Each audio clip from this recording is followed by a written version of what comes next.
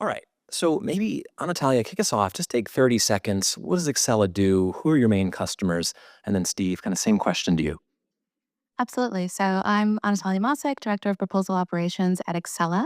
We are a mid-size or emerging large or other than small business IT firm. We focus on agile technologies for federal civilian customers, primarily DHS components, some HHS components, things like that. And we've been in business for over 20 years now.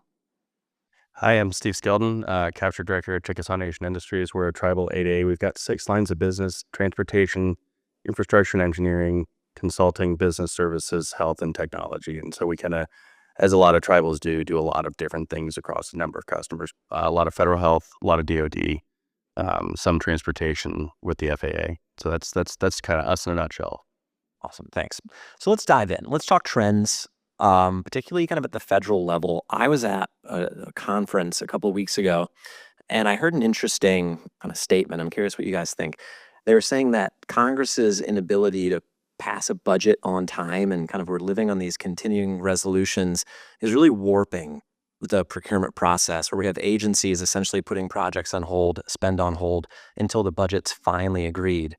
And we see these kind of cycles now where RFPs that might have been released in January, maybe even earlier, aren't being released until April and May, but the government's still got to spend those dollars by September 30th. So essentially, do you agree that that dynamic is occurring? And then maybe, Anatalia, first question to you.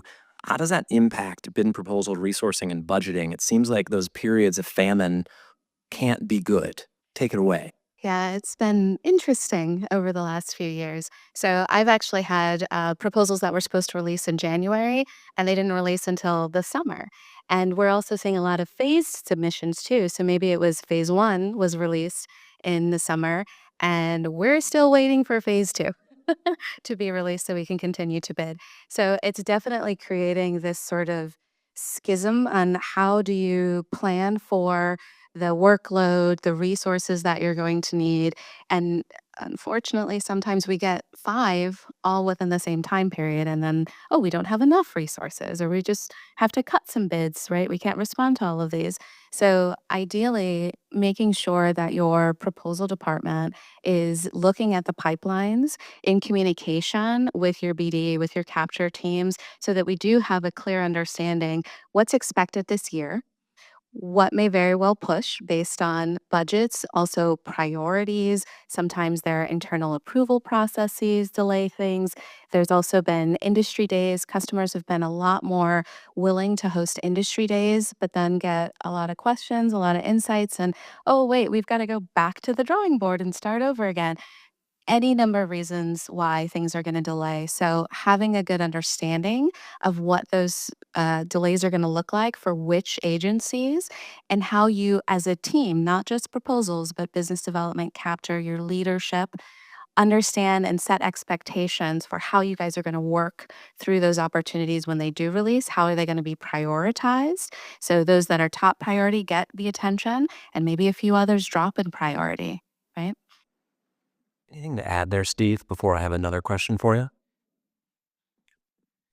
Yeah, so I agree. I think the phase submissions is something that we've seen a lot more of.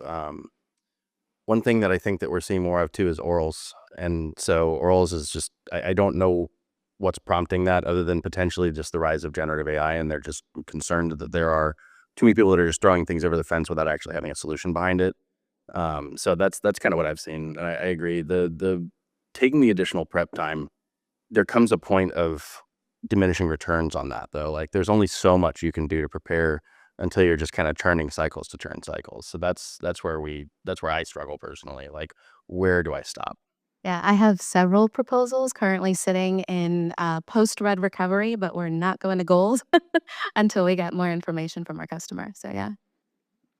So just on that note, and I think the more orals, I've been hearing that too, a really interesting trend, I would say.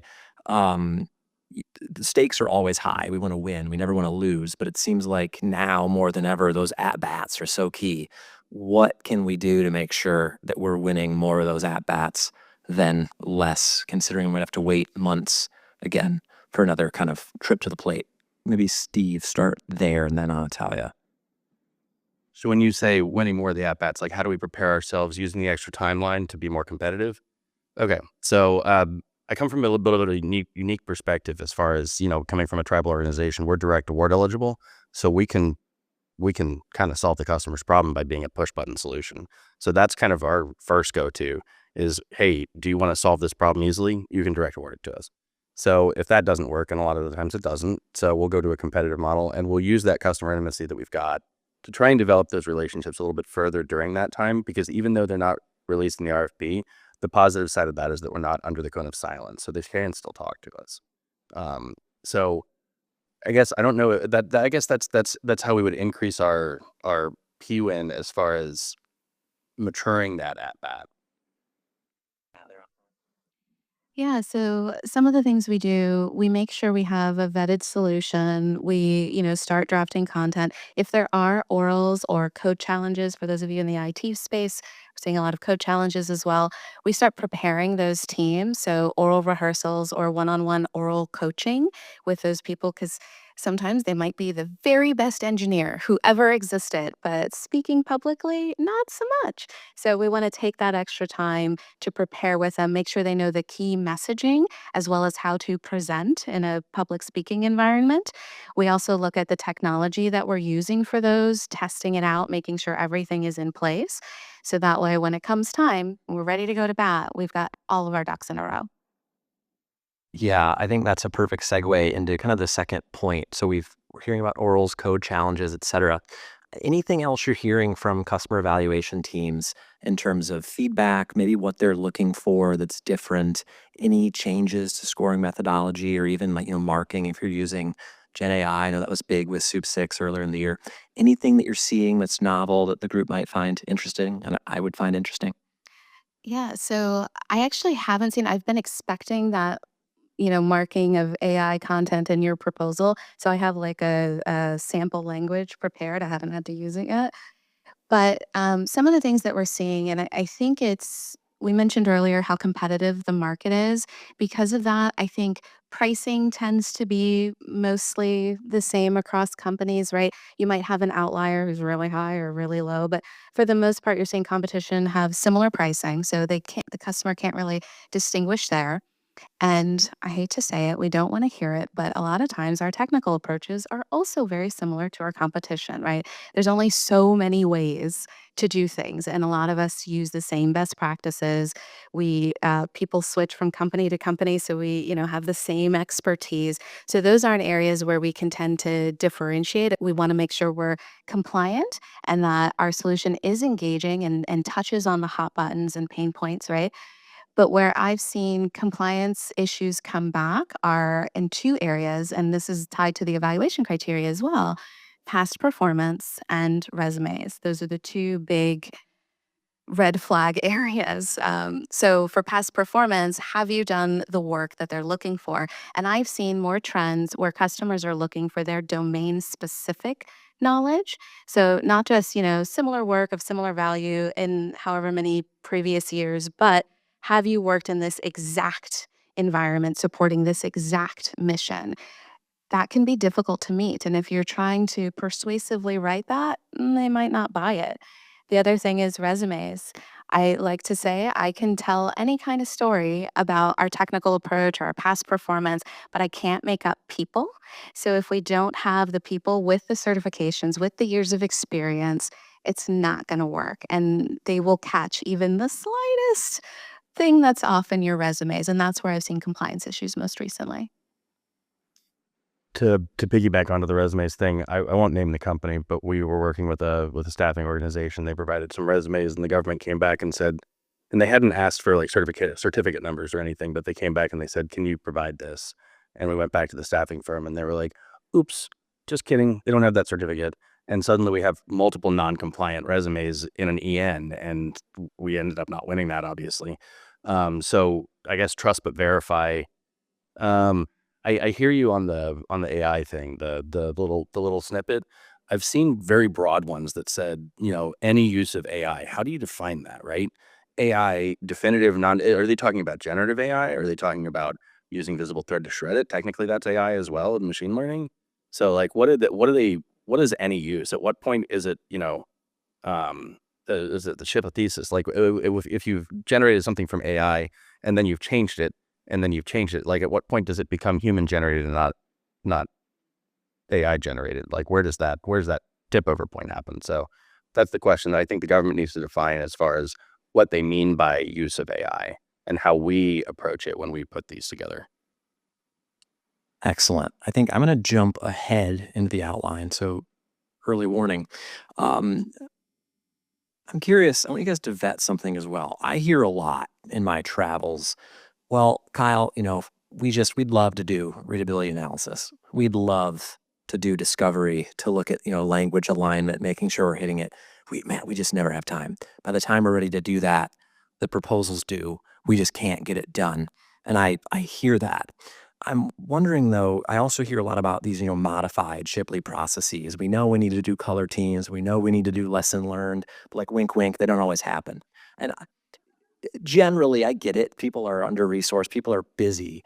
But I guess maybe tying it into these gaps or these lulls in activity, do you see that as an opportunity to start looking at some of those ENs, looking at some of those debriefs, lining it up against those proposals to make sure that, yes, next time we can be a little bit better? Would you agree with what I've outlined? And feel free to violently disagree. No, I agree, and I love this question, I'm excited about this question, I have so many things to say. So first, you mentioned, like, the Shipley process, we have all of these color reviews, and not everybody does them all the time. I think we have to consider that process, and I worked at Leidos for several years, and I know there's some people here at L3Harris, and if you were at Lockheed or SAIC, you've probably seen that WIN plan, that very highly detailed, down to the minute, like, this is how we do the life cycle of an opportunity. Those plans, Shipley, were created a long time ago when proposals did not look the way that they do now, right? The turnaround times weren't as short. I haven't had to physically produce and box up a proposal since 2019.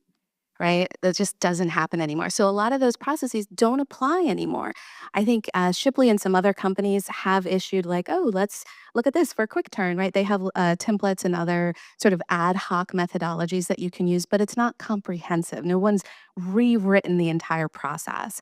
So what we have to do in our own organizations, our own departments, is figure out what works from those processes, what doesn't work, and what can we apply to our current business environment, to what our customers are currently doing, and those trends. So yes, we have a process at Excella that highlights 3 reviews. We don't always do them. If I have a proposal that's 2 weeks or less, we cut until, it makes sense. We might only have 1 red review and then a final executive sign off.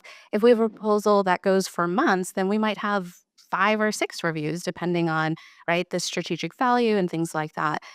What's most important is to communicate with the team that's working through the process. This is the process we're going to follow for this opportunity, and this is why we're following it this way instead of the other way.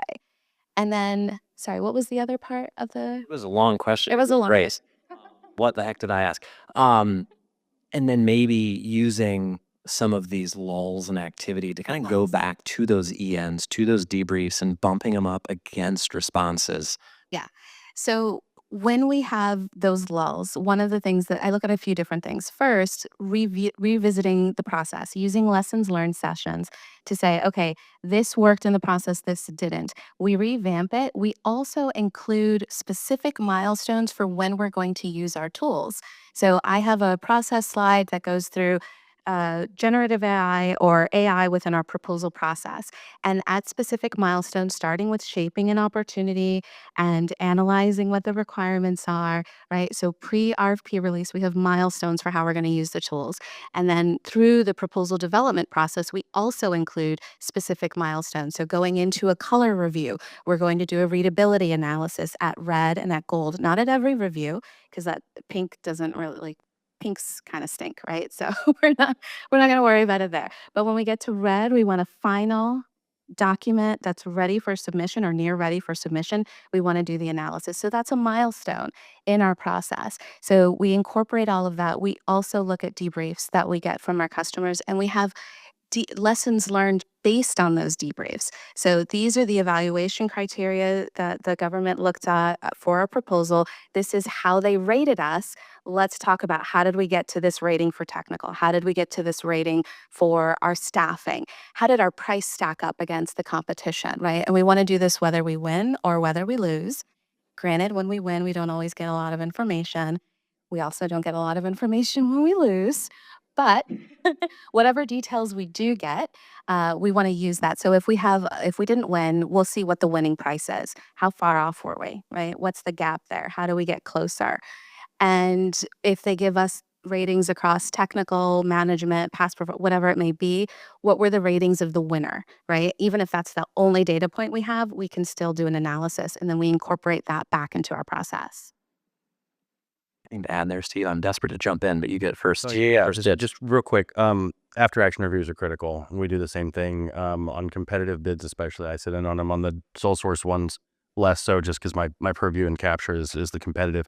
We recently lost a competitive one by $6 million on a fixed LOE, and we were like, how did this happen? And I went with my pricer and we ran through it, and it was nope, wasn't rate or wasn't our indirects, wasn't our fee. What we determined was that our salary survey had just come back just way off. So that's a point that we're going to take a little closer look at every time now. And the second thing, the Shipley 96 steps, I'm sure that that's what the Lockheed and the Leidos is all based on. And GD was the same way when I was there a long time ago. But what I like to think of our process is, sure, I'm pretty sure that in our document we have red, pink, gold, whatever. I like to think of it more as an agile versus a waterfall. If you look at traditional proposal management, it's waterfall. It's stop, review, keep going, keep going, keep going. With co-authoring in our Microsoft Word, we're able to say, hey, tag somebody in a comment, hey, review this section. Hey, review this section. We can come back real time. Nobody has to put pens down. Nobody has to actually stop. Do kind of miss that, having a day off to like not grind on the proposal. But it's been really helpful for us, and it's helped speed us along because a lot of our proposals, because they're sole source, are much shorter turns, anywhere from 2 weeks to 3 days. So it's very, very fast, and having that ability to do that co-authoring and inline review and agile has been really helpful for us. Really good. So yeah, I think the name of the game is flexibility. I don't want to make it sound like modification's a bad word.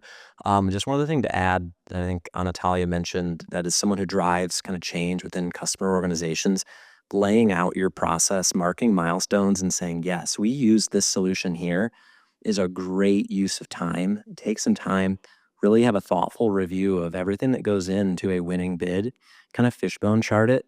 And I heard a stat, the average kind of employee is asked to use over 30 apps a day in general, whether it's Visible Thread, whether it's ChatGPT, so on and so forth. So people are being asked to use a lot of software, a lot of apps. And so it can be hard to say, oh man, I have all these tools. Which one do I use where and when? Putting it into that process won't necessarily solve all your problems, but I think it's a really good use of time. I've seen it work kind of in my travels. I don't think enough organizations are doing it. Something to think about. Yeah, sorry, I just wanted to say one thing. And Fergal briefly touched on this, making sure that it integrates into your process. I think removing that friction is critical to me, because I could have the best tool that anyone's going to use anyone has is the one that they use, right? So if it's too much for me to do it, I'm not going to use it for its full potential. So that friction reduction across your total life cycle is, I think, something that I try and keep in mind when I'm reviewing products and when I'm integrating things into our system. Excellent. And it takes us kind of into our last kind of main topic kind of area, talking about solutions, talking about AI in whatever form it takes. Um, within your own teams, in your own organizations, maybe just talk about some areas where you've reduced friction, some process that you've automated. I'm going to keep it nice and broad to start. You're like, Kyle, let's be more specific. I can be. Sure. So not just because we're at a Visible Thread conference, it happens to be using Visible Thread. When I started at CNI in 21, my boss was doing a weekly report, and it would take her 3 hours because she would scrape the pipeline, which was in an Excel document, and she would have to go and do all of these things and manually calculate how many people are doing what and where our resources are and this, that, and the other. And I said, well, we don't have to do that. So I automated a process to just spit it out using a combination of Visible Thread and Power Automate. So now all she has to do is go to a Power Automate, a Google or a Microsoft form, say I want it for the next 14 days, and it populates an Excel spreadsheet and it fires it out. And it took it from 3 hours every Monday to 5 minutes. And that's how I kept my job for the first year. Still figuring out the last three. That's great. So one process that we're currently looking at automating, making more efficient is sort of the intake of proposal support requests, graphic requests, things like that. So I don't know how many of you still experience the here's an email, we have an RFP, we need a proposal sort of approach. That is terrible. It's so easy to lose emails, and I strongly dislike it. At every company I've worked, I've implemented a process, whether it be through Jira or SharePoint, even Trello boards can be really helpful. Right now, we're currently looking at Asana. So putting in a work request, right? Simple form that says, here's the solicitation name, the main details, due date, right? It can be in advance of the RFP release, ideally. And then from there, we can track resources, similar to what you're saying. So we can track who's assigned to each opportunity. We can view it either as a Kanban board, or if you're using SharePoint, it's usually a list.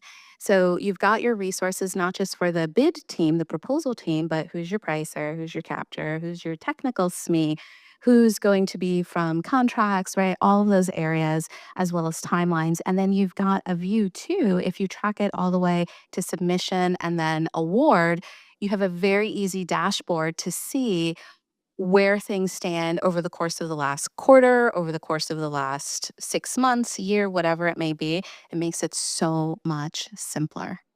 Yeah, on that note, Steve, if I could, you have a really kind of beautiful bid checklist, if my memory serves me. Why don't you take just a minute or so and walk the group through that? I think it's a great specific example. Yeah, fire away.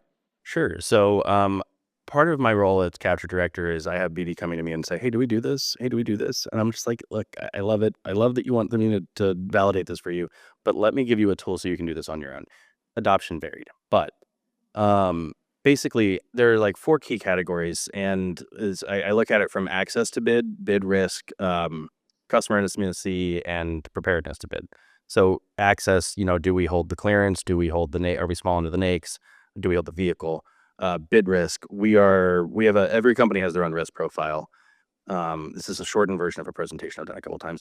The risk profile for us is we don't hire third country or host country nationals. So if we're looking at USAID work in Indonesia and they want us to hire third country nationals, it's not something that we're going to do. So we're going to take a pass on that bid.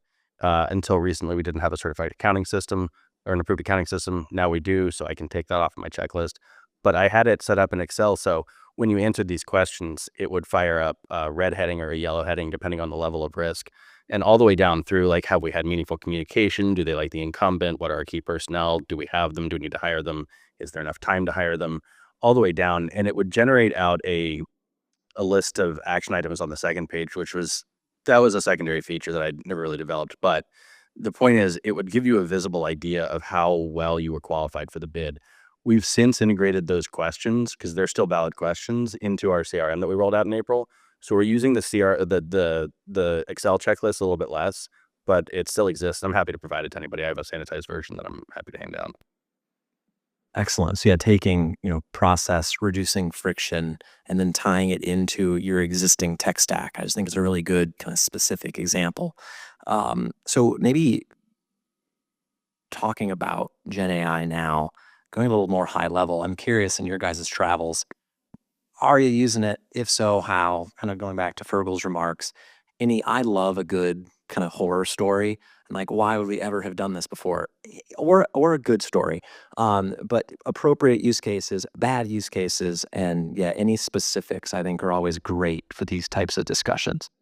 Yeah. So I think I started using Gen AI maybe a couple of years ago when it became very popular for personal things, right? Like grocery lists and a diet plan that I never looked at again. But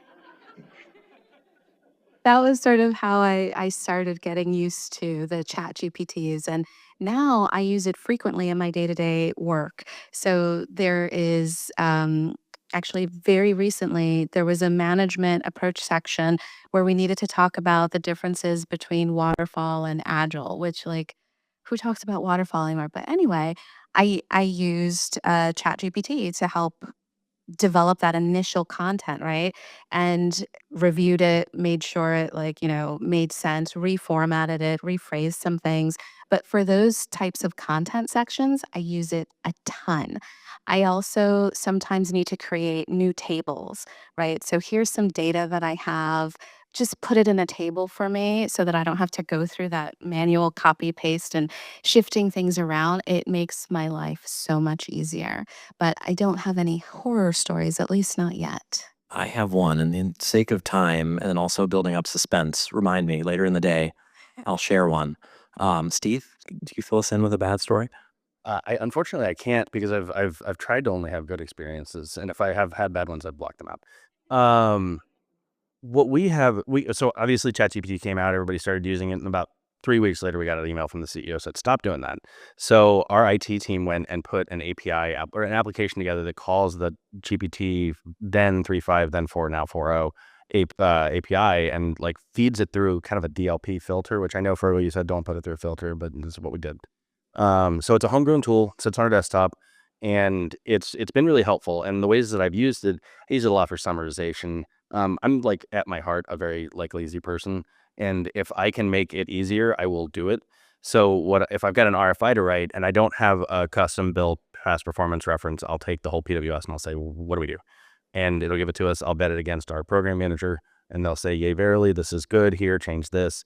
Probably the most comprehensive RFI response. There was an FDA response for IT, and if you're in the market, you know which one I'm talking about, because it was 19 different task areas, and it was the same question 19 times for 19 different task areas. And we had to go and say where we done it, and this, that, and the other. So I identified with our SMEs where we've done each of these 19 task areas. And then there was a character limit of 1,000 characters, and that was where I had to really get into it because deterministic and non-deterministic, it was getting me more and less. So I basically created a matrix that I fed into our internal tool. It gave me the answer. We vetted them all as a team, and it probably shortened that life cycle from what could have been like 2 weeks of work, like dedicated, to like maybe like 2 or 3 days. It was really good. Yeah, and they're good stories, and it just kind of puts once again into perspective. Great summarizing, get started, put this into this type of structure versus that bid checklist. Or if I'm wrong, Steve, I'm assuming we don't let Gen AI determine for you good bid, bad bid, risky. I mean, maybe to some extent. I'd like it to get to a point where it can give me a direction. That's where I want it. I don't want it to make the decision, but I want it to give me a sense of it. Fair. And that's where I think, we have these ongoing discussions internally. So good. Speaking of ongoing discussions, questions for our esteemed panelists. So we're also starting to see a lot of morals, and I'm wondering, did you use Visible Thread at all to see if any of the oral content, whether it was the PowerPoint slides, convert it to PDF, upload it, or the planned script? Did you load that into Visible Thread, either PT Writer to try to make it more concise, or be .c for compliance? So I like to use the script in VT Docs for readability. I think that works really well to help them sort of chop up, when we have technical people writing, they write it out very long. But a lot of our presentations, we're still waiting for that phase two down select. So once we get that, we'll probably do some more analysis, especially on the keywords and things like that within the slide against the actual requirements.